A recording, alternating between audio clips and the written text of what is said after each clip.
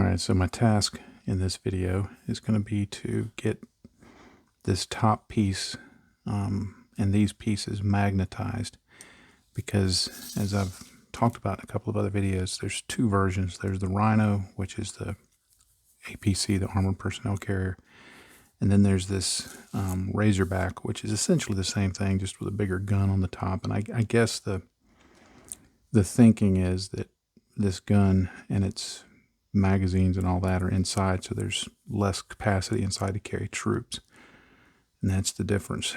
But the way Games Workshop accounts for this is they provide different parts for the opening. And in vlog 2330, the one that I did right after I came back from vacation, I was speculating on, this is the side for the Razorback, and I was speculating on, well, what is this for? And I'm guessing this is for the Predator tank, because I realized that the Predator tank uses the same frame, the same hull as the Razorback and the Rhino. I think it's the Predator. And if it's not, I'll have already flashed up a graphic to say what the actual name was. Anyway, I think this is where the Predator's turret goes. So I think that's what that's for. If anything, Games Workshop is pretty good about getting the most out of their molds, which I think is great. I like having different versions of the same thing to build. So anyway, either one of these can fit in there.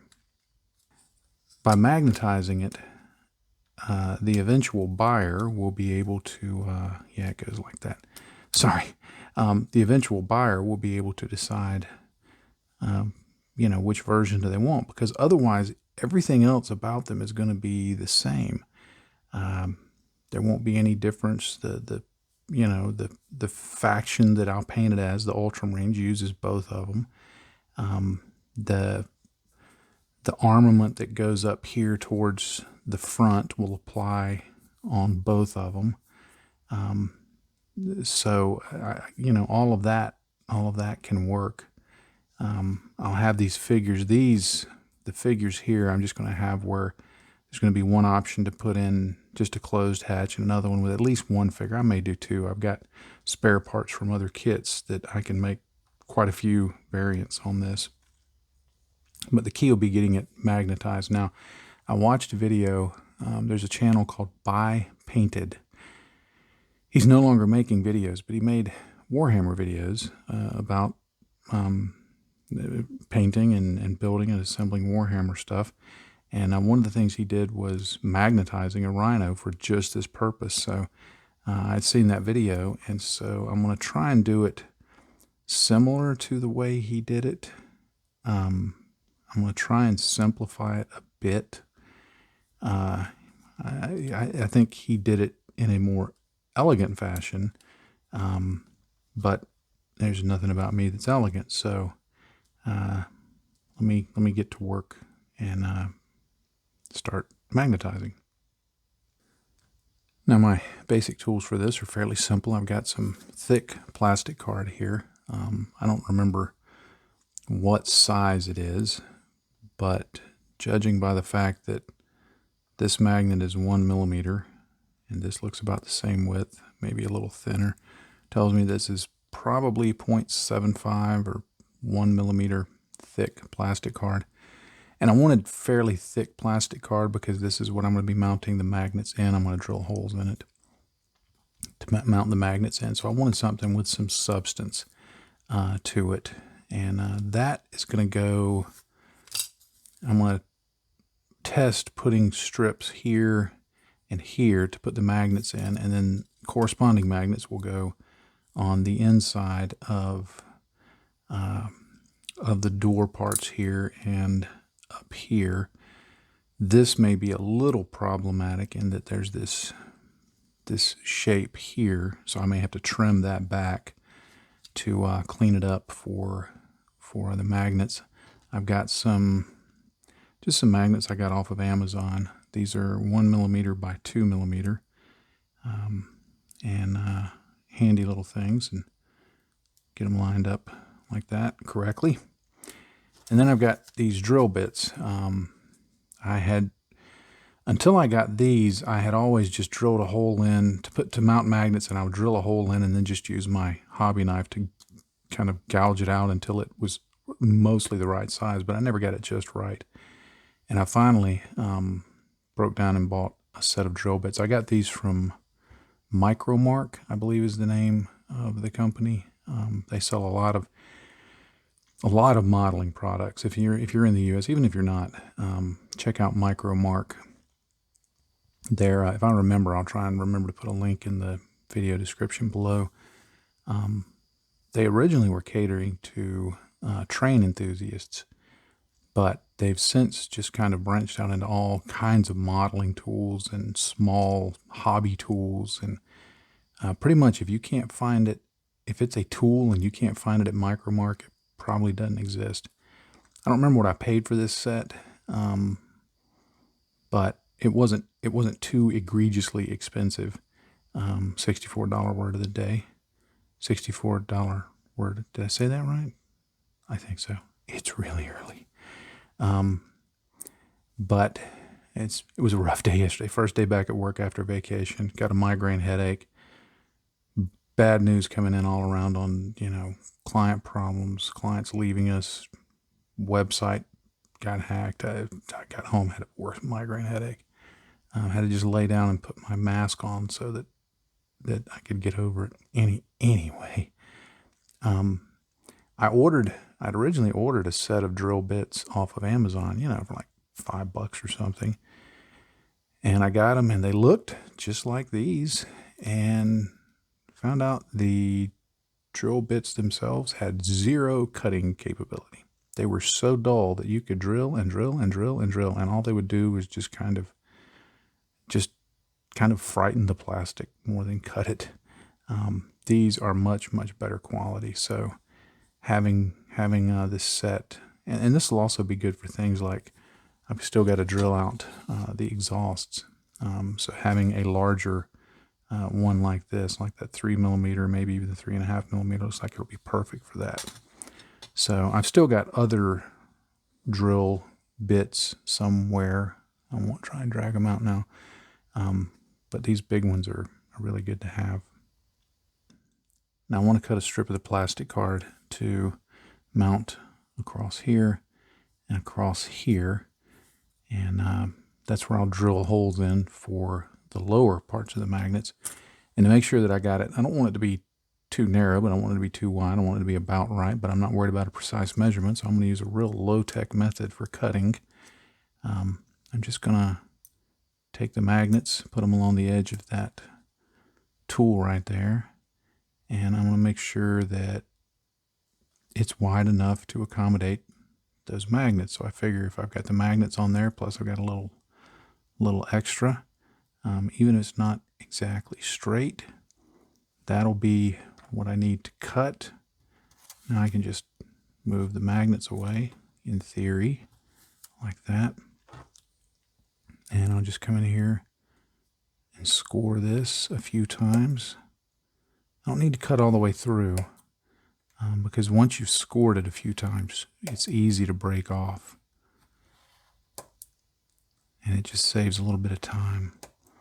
Let me get this scored, and I'll break that off and create another one just like it and move on. All right, I got those two pieces there. And again, they're going to be these are just functional. They don't need to be precise. I just need to make sure that I cut them so that they're not too wide so I can fit them on there. That'll be easy to do. Just use my nippers. One thing, as I'm working on this, I'll just kind of talk about something that came to my mind. You may be looking at this and going, what's the point of magnetization? Worrying about magnetization. I'm having trouble saying that word. Like I said, it's early. What's the point of it if I'm not building Warhammer? Well, there's actually opportunities for magnetization beyond Warhammer, because maybe I just need to go back to the blade here and score this right there also. But nobody said that I knew what I was doing. Never claimed that myself. Anyway, like with when I used to build aircraft, at the time I never did it, but I always thought, you know, when I'm hanging bombs and stuff under here, it'd be cool if I could just stick them on with magnets. Like I said, I never did because lazy. But you know, if you've got a model and you want to show it with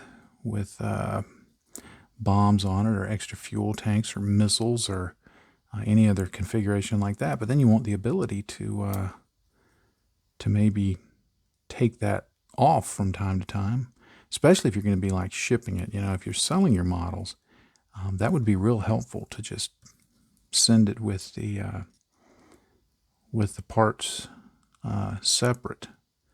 And while I'm rambling, you can see here that I've got this ready to be glued. Got those parts cut and ready to go. But to finish that thought, because I know you just can't wait to hear it,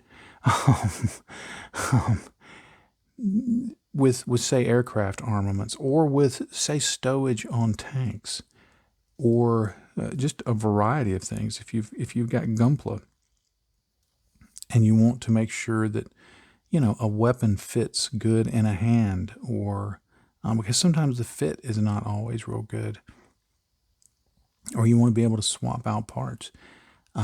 There are lots and lots and lots of places that you could use magnets outside of just Warhammer. I tend to see it mostly in the Warhammer world because vehicles have different armament configurations that matter in the game, and so doing that magnetization helps make use of all the different parts. But you know, when I was, like I said, when I was building aircraft, I remember there was this one particular Italian trainer jet that I built. Cool little, I think it was called an A11 Ghibli, something like that. One of the coolest little jets I've ever seen. And I put the armaments on it, but I thought, man, it would have been really cool if, looking back, it would have been really cool if I'd have magnetized it so that I could leave them off and give it, you know, could display it in a really, really clean look.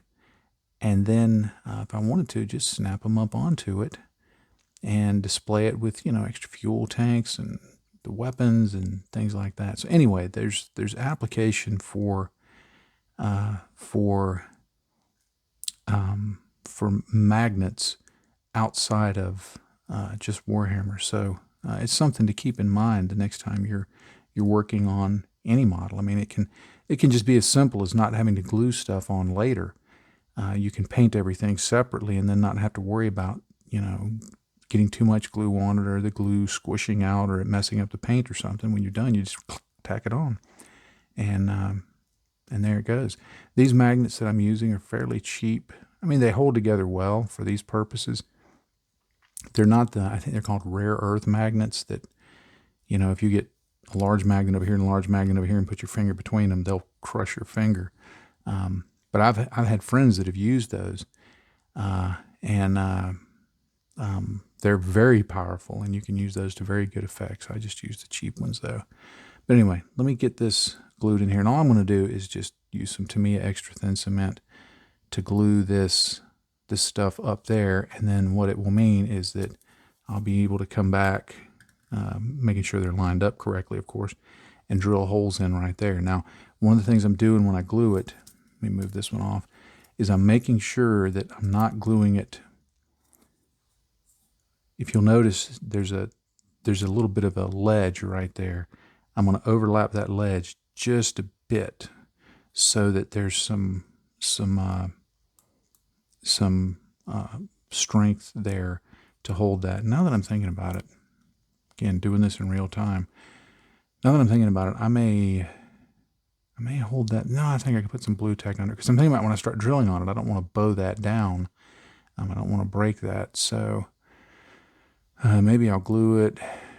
Again, thinking out loud, you're hearing it in real time. I'll glue it and then let that dry, and then can put some glue tack under it to reinforce it. Because even if it's glued solidly there, when I start drilling through it, it could pull the plastic away from the other part. So I don't want that to happen. So anyway, let me get this glued. All right, sometimes when you're working on something and you start test fitting it and you start thinking it through, you realize your original plan was not the best. The way I thought about doing it would work, but as I was playing with test fitting it, I realized what I think will work better. And sometimes that's what it comes down to, is not what's the best, but what's better. Is if I put one of these strips onto the part itself. In other words, put a part here, making sure that it doesn't impinge on the fit. Put a part here, glue it on there. I'll need to trim off that, of course, so that because there's going to be enough room, and I glued these two doors together to make all this work easier. But I realized there'll be enough room for this piece to be under there, and I can glue this piece, cutting it off, of course, to the door, and then that can be glued there. And then when I put them together, I can drill a hole through the top layer into the second layer so the holes will align just right. And once I get through the white plastic here, I won't have to go through the whole door, of course, and then I'll be able to put the magnets in so that they're touching each other precisely, get the depth just right, glue them in with super glue, and theoretically that should work a little better. So sometimes when you're working through something, test fit it more than once and really think it through. Because what I started doing was I started to glue this on, and then as I started to glue it on, I thought, yeah, but while I thought that I could just drill straight through here into the plastic, I started being concerned about the depth of this plastic and over drilling that. And I thought, well, how do I prevent doing that? And then as I was holding it like this, I just looked under there and saw, okay, there's going to be considerable space, so I'd have to really be careful in how I place my magnets.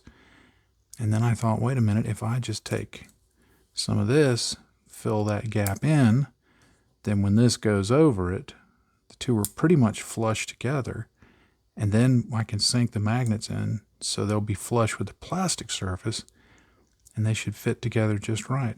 The only part modification I'll have to do is I will have to clip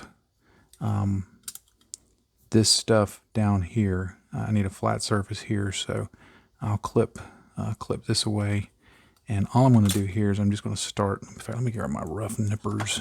I'm going to start here and just start clipping that stuff away like this. When you're doing a rough cut like this, it's okay to be a little more aggressive like I'm doing here.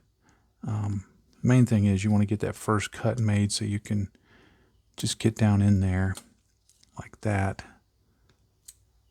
Once you get some plastic removed, then it's easier to start cutting away the rest of it, and you just work your way through it. If you are doing something like this, you want to take into account the thickness of the plastic. Because Games Workshop plastic is very thick, I was not too worried about attacking it this way. If it were thinner plastic, say this was a Hasegawa model or a Tamiya model or something, a more traditional model like that, then you would want to be a little more careful because the plastic might be thinner. And also note whether, if you're ever doing a cut like this, note whether the plastic is more brittle.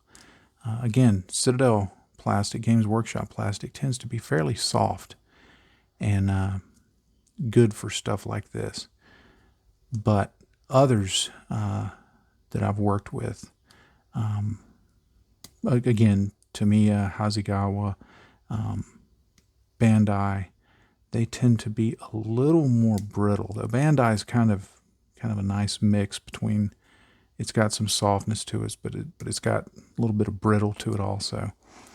But you see I'm just clipping this, just keep working this, and eventually I'll grab out a sanding stick, and I'll just get like a 100 grade sanding stick, something that's nuclear strength, and just sand through that. If you had a grinder, a grinding tool, you could grind that away much quicker than this. I do not have a grinder. I used to have one, but I got a very cheap one, and burned through that fairly quickly. So let me get this smoothed down so that I can get these parts glued on. There's a bolt right there that needs to go to.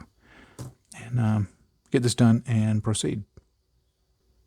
All right, now I've cut this away, and this is just set into place, but I can test it. What I did was I cut it down so that it fits on the inside of there.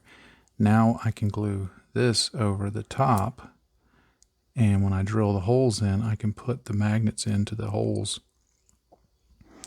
making sure to get the first magnet that's going to stay inside here positioned, and then take the second magnet off, put some glue in there, some super glue to hold it in place. Then when the next magnet goes back over the top, I can glue it. And then as long as I make sure to not let the glue run through, I'll be able to pull it away, and the magnets will touch and give maximum strength, maximum hold. And I just put in another one back here. So I've got to have a total of 6 pieces. So I'll need to cut a couple more because there's going to have to be one here, one here. Same on here, that's 4 pieces, and then the individual pieces that'll go across here. So sorry if I was off camera there. But that's the method I'm pursuing. This is, people all the time ask me about, how do I do this? How do I do that? What's the method for this? What's the method for that? And I don't mind answering those. And I think asking questions and getting an understanding of how things are done is very important in this hobby. But I can't overemphasize the fact that sometimes the way you figure stuff out is you just take the risk that you're going to ruin a part, and let it focus in, and you just do some cutting and some sanding.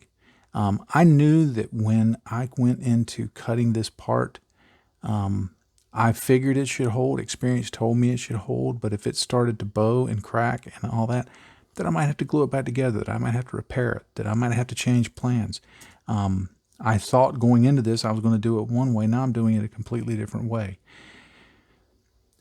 The key to growing in skills is not fancier products, is not different products, is not, products are good.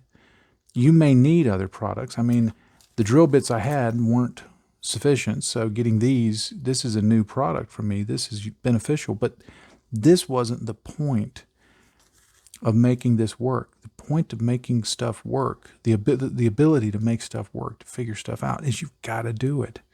So I would encourage you, if you're not confident in your scratch building skills, your seam filling skills, any skill, painting, weathering, whatever, you can read about it, you can watch it being demonstrated.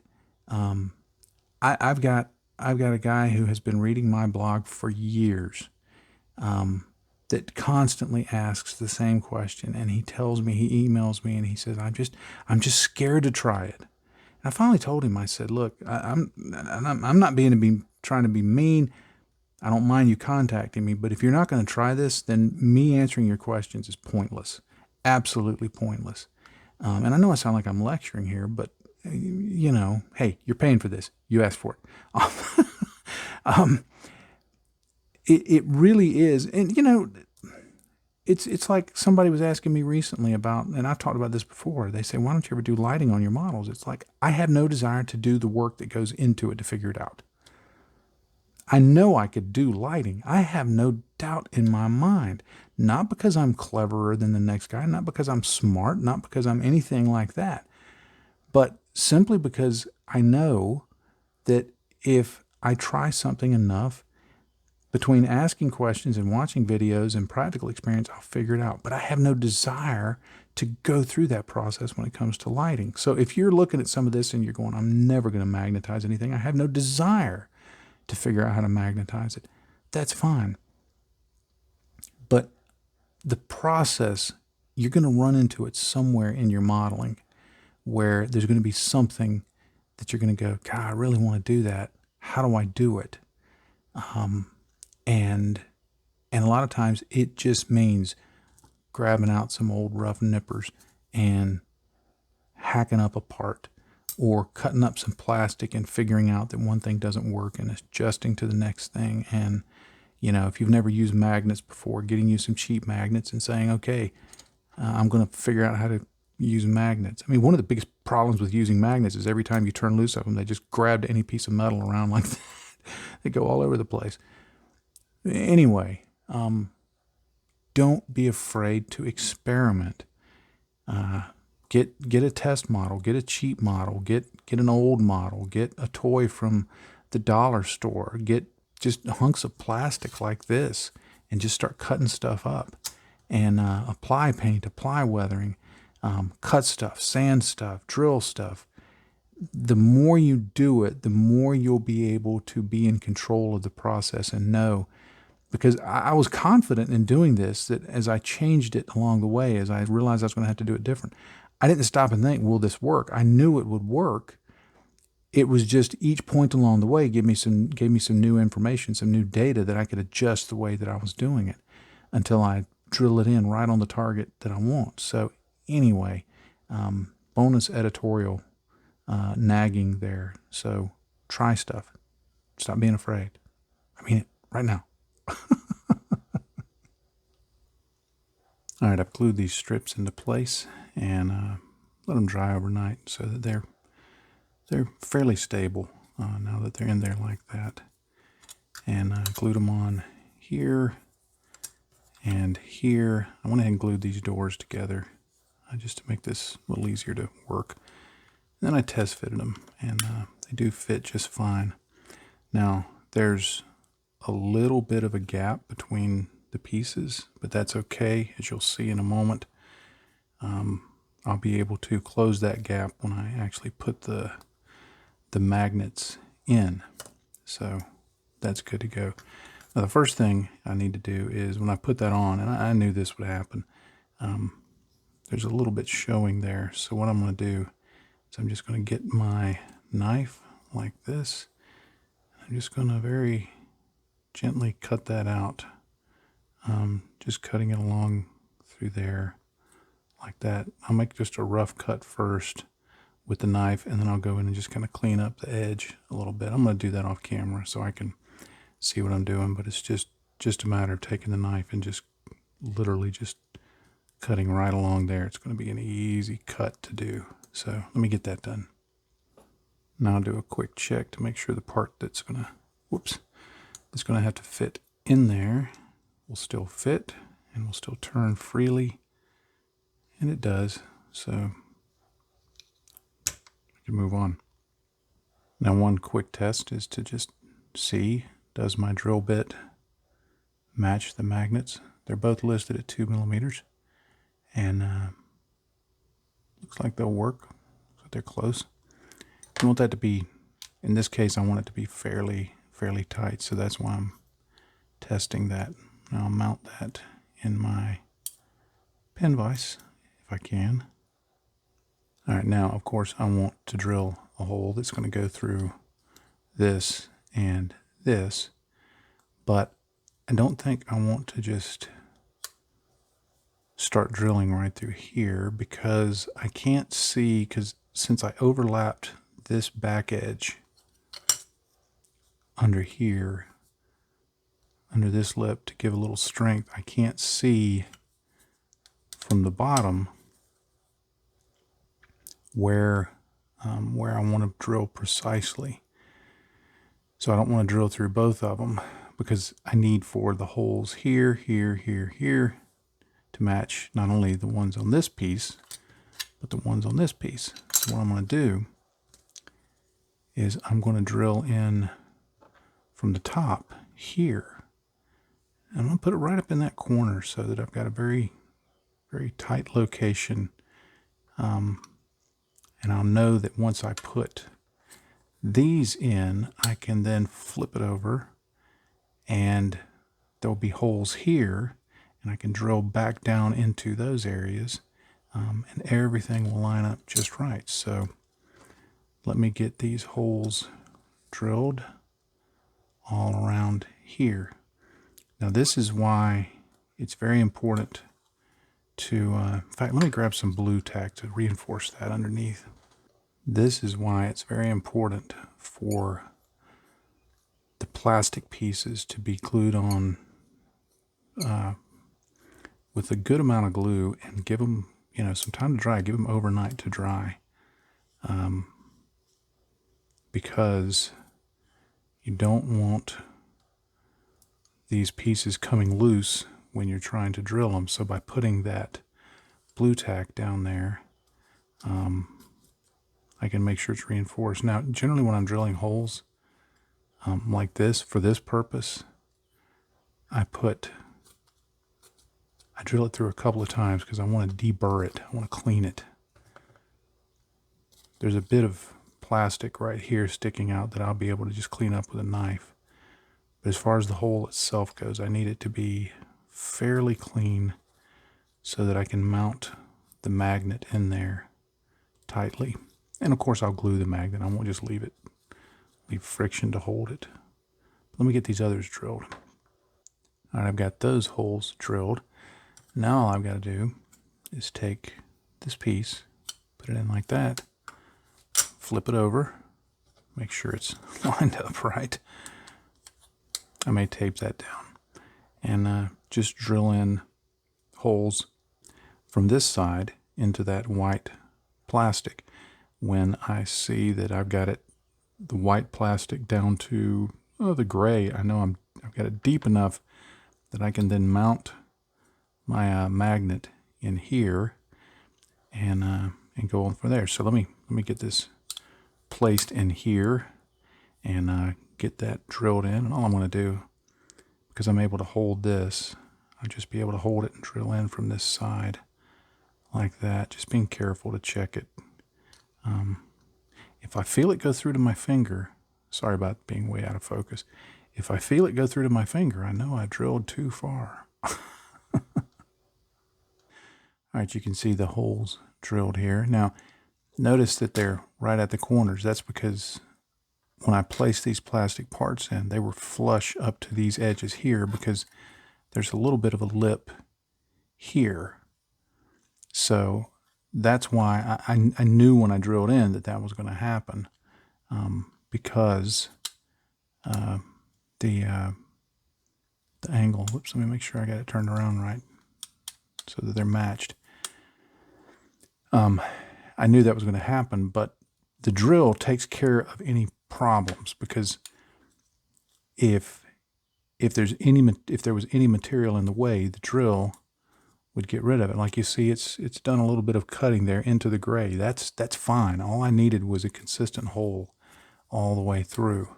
So now I've got those parts ready to go.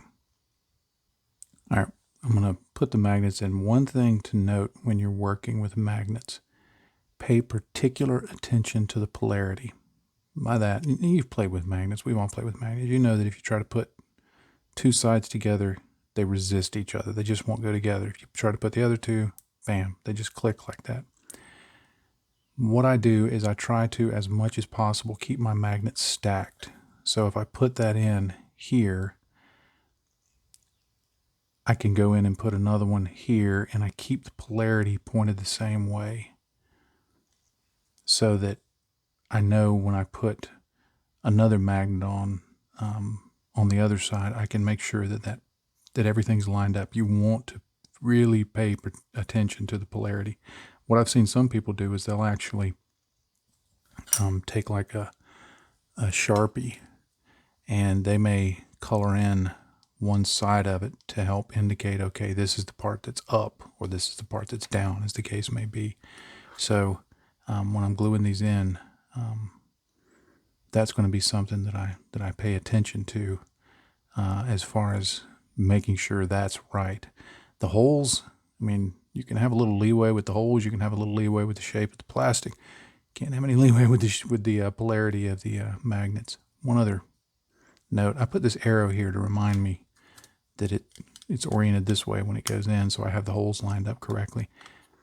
Using Sharpies like that is a great way to mark direction and parts and things like that. But once you've finished assembly, I highly recommend that you take a Q-tip with some isopropyl alcohol on it and clean the Sharpie up. Don't leave it on the bare plastic, because you can prime over that and you can paint over that. And this ink, some property about this ink, will literally float it up through the paint. And you'll see it like you just drew it on. If it goes all the way through, you'll see it like you just drew it right on top. So I saw somebody one time that had drawn a camel. They thought, hey, I'll draw a camouflage pattern on my model, and it was a good idea at the time, and they painted it and it worked great. And then a few days later, that ink came through and they had black lines on it, and you at that point you can't get it off, barring removing the paint too. So keep that in mind if you use Sharpies. All right, now what I want to do, because I've got all the holes drilled and everything, I want to put the magnets first on this side, because they'll go flush against the dark gray plastic. That will set their height. Then I can go in and position the second magnets in these holes and make sure that the second magnets are in contact with the first. And then I can glue the second magnets in place along this, so that once I pull it away, one magnet will be here on these panels and another magnet will be here on these panels, but I'll know that they'll fit as closely together as possible. The beauty of magnets is sometimes they don't have to be absolutely touching, but these are fairly small, fairly weak magnets, so I don't want to leave a lot of distance between them. I want them to be, within, we're still talking tenths of a millimeter, no more than that distance. And if they can touch, it's even better. But if you get too far away, you just don't have much of a magnetic effect. Now, the good part about this is this part is probably going to stay in. This may be overkill. This part, for the purpose of using on a game table, is not going to be flopping around. I mean, it's got enough friction in it that it's going to stay. But over time, that friction will go away. So putting the magnets in will just help ensure that those stay in place. So to get these magnets in, and what I did was I just as I talked about, so that I know that I'm always going in with the polarity in the same direction, I painted the top of this, not painted, but I colored it in with a Sharpie, so I know that I need to see the black side, and I'm using the other side. And all I'm going to do is just get, doesn't take a lot, a dot of super glue right there. Just enough that I can make sure that's going to hold in. And then I'm going to take my magnets, make sure that I've got this side that I painted, that I colored black, pointed up. I'm just going to stick that right there. Just kind of move it forward like that. Now I've got my magnet in place. Now what I'll do is I will take some super glue accelerator, just touch that to it right there. That'll flow in, and that magnet is set in place. Now you see it stands proud of the edge just a tiny bit, but that's okay. When I put the opposing magnet in here, I'll be able to push it through till it touches and then glue that in place, and I'll be good to go. So let me get these others glued in, and then I'll show you doing this side. All right, once I've got those in place, what I'm going to do is I'm going to take my stack of magnets, again, making sure I've got the black side pointed up, and I'm just going to go through and check the polarity. Make sure that I got the polarity lined up on each of them correctly. And I'm also testing to see that it's glued in, because Murphy's law of superglue, Murphy's 2 laws of superglue are always at play, especially when you're using magnets. Murphy's 2 laws of superglue are: when you want it to dry really fast, it won't. And when you don't want it to dry really fast, it will. So keep that in mind. But now I've tested the polarity. I've tested to make sure that they are solidly glued into place. And now it's time to move on to the next step. All right, now for the next step, what I did was I pushed, and I had to get this right in my face to see it. I pushed a small stack of magnets through that hole. That's actually it's either 3 or 4 magnets, but I pushed it through enough so that the magnets that are there are making contact with the one on this part. So now what I need to do is I need to get my super glue, and I'm going to put it on here, and I'm going to be very careful to get it. You have to be careful. You want it to go a little bit down into the gap, but you don't want it to go through and glue the 2 parts together. That's what, in terms of this process, is called a bad thing. So I'm really going to just kind of pile some on right there on the surface. And this is super glue thick. I would not recommend trying to do this with super glue thin, because that stuff will run everywhere. And then I'm going to go in and I'm going to put in a generous amount of accelerator to let that dry. Now, if I glued 2 magnets into this lower piece of plastic, that's okay. Magnets are cheap, and sometimes having them that way works just fine. Now, if you did not want the magnets showing, then you've got to be a little more careful. But here, I'm not worried about the magnets showing. So if there's some sticking out, I'm not going to worry about it. Now I'm going to carefully see if I can get that top magnet off there. And you can see I glued my black magnet in place, so I need to recolor that. But what I'm hoping is that held in place, and I can pull this magnet away.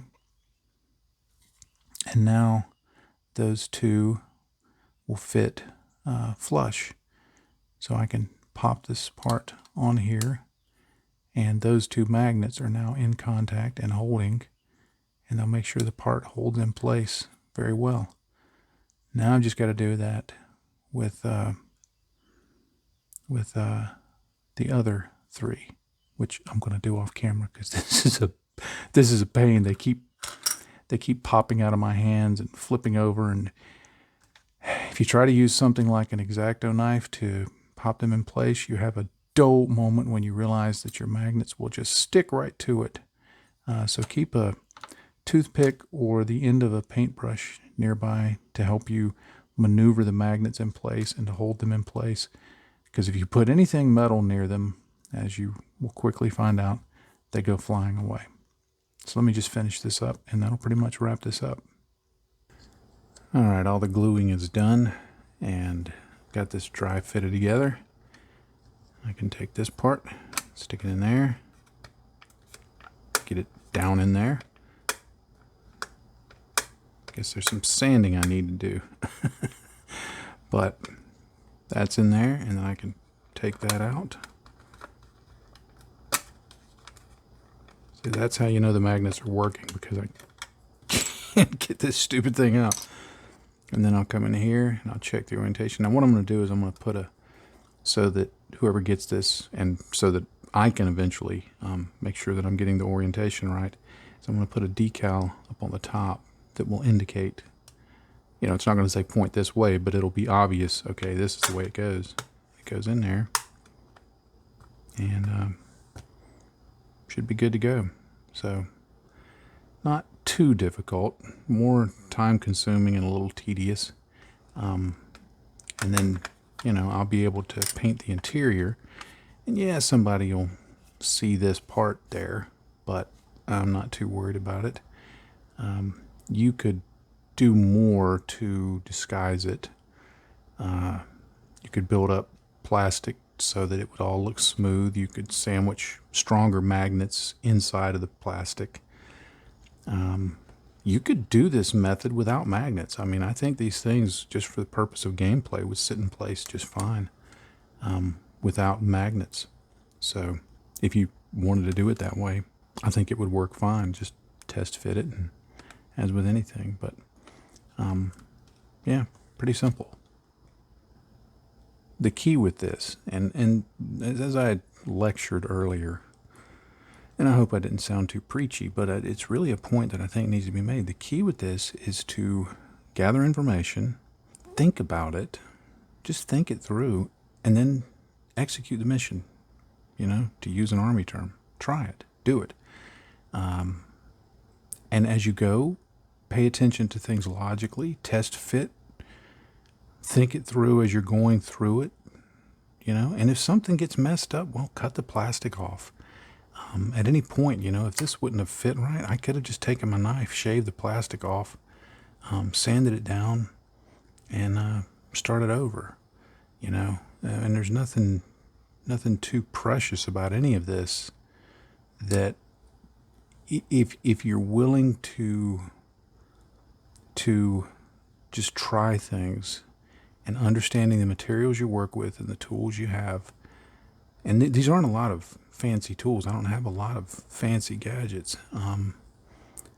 You see real quickly that, you know, just using the old noggin. If I don't say this often because it sounds condescending, and I certainly don't mean it that way. But honestly, if I can do this, anybody can do this, because I know me. I'm no dummy. I know that. But I'm not that smart.